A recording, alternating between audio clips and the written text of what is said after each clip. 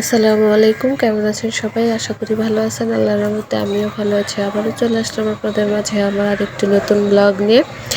এই তো আজকে হচ্ছে শুক্রবার, শবে বরাতের শুভেচ্ছা, সাথে জুম্মা মোবারক, সাথে ভ্যালেন্টাইন, তিনটাই আর কি আপনাদেরকে জানালাম যে যেটা পালন করে আর কি। আর ছোটোবেলা থেকে দেখে আসছি যে শবে বরাতে রুটি হালুয়া হয়, অনেক মজা করতাম। আর সাথে রোজা রাখা হতো, মুরব্বীরা রাখতো, ছোটোবেলায় তার আমরা রাখতাম না। এখন আলহামদুলিল্লাহ আমিও রাখি। এই বছর আমার মেয়েও আছে, আমি বাধা দিই নেই। হুমায়রা আর কি ছুটি থাকলে আমার ঘরের কাজগুলো আমার পাশাপাশি করে দেয়, কারণ আমি প্রায় অসুস্থ থাকি, আমার ডাস্ট অ্যালার্জির সমস্যা। আর এইদিকে আমি রাফামণিকে খাওয়াচ্ছিলাম সকালে, ওই রকম আর কি রান্নাবান্নার প্যারা নাই, ওর আব্বু নাস্তা করছে। এখন রাফামণিকে নাস্তা করে আমি রান্না করতে চলে এসেছি। দুপুরের রান্না এটা, আজকে শাক রান্না করব। লাউ শাক আছে, সাথে সেচি শাক আছে। আজকে সেচি শাকটা রান্না করবো, লাউ শাকটা রেখে দেবো। গরুর মাংস রান্না করব, সাথে মাছ বোনা করব। আর বিকেলে হালুয়া রান্না করব। বাহিরে প্রচুর সুন্দর রোদ উঠেছে, মাশাআল্লাহ অনেক সুন্দর। আর এদিকে আমার মেয়ের ঘর গোছানো হয়ে গেছে। আমার মেয়েটা কিন্তু খুব সুন্দর করে কাজ করতে পারে, মাশাআল্লাহ। আমি যেইভাবে করি আর কি, ও সেইভাবে ঠিক সেইভাবে আর কি ঘর গুছায়, মুছে, বিছনা সব কিছুই করে আর কি। আমিও বাধা দিই না, কিন্তু ভারী ভারী কাজ করতে পারে না। ছোটোখাটো যে আর কি যতটুকু ওর দ্বারা সম্ভব ওইটাই আর কি করে আমাকে হেল্প করে। আর এদিকে আমি রান্না বান্না করতে চলে এসেছি।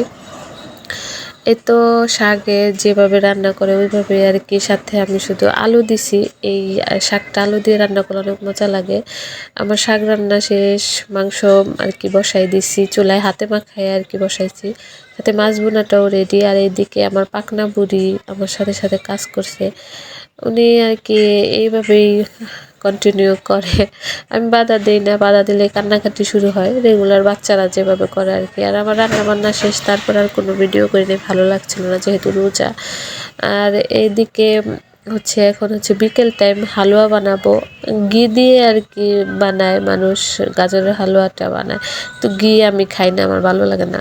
এই জন্য আমি তেল দিয়ে আর কি আগে গাজরটা আর কি, গাজরের যে এটা আছে ওইটা ভেজে নিব।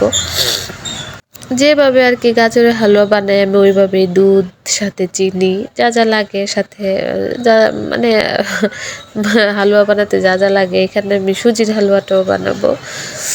আর সব কিছু করে নিচ্ছিলাম। আর এদিকে ইফতারির জন্য আমি শরবত বানিয়ে নিছিলাম। আজকে আখের গুড় দিয়ে লেবু দিয়ে শরবত বানাবো।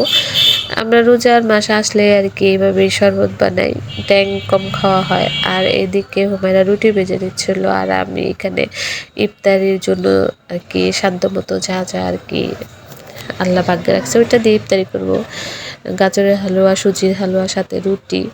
আমি, হুমায়রা আর হুমায়রার দাদুই আজকে রোজা রেখেছি, আমরা তিনজনে ইফতারি করব। আর বাহিরে এখনও আর কি অন্ধকার হয় নাই, মসজিদে মসজিদে কোরআনের ধ্বনি হচ্ছিল।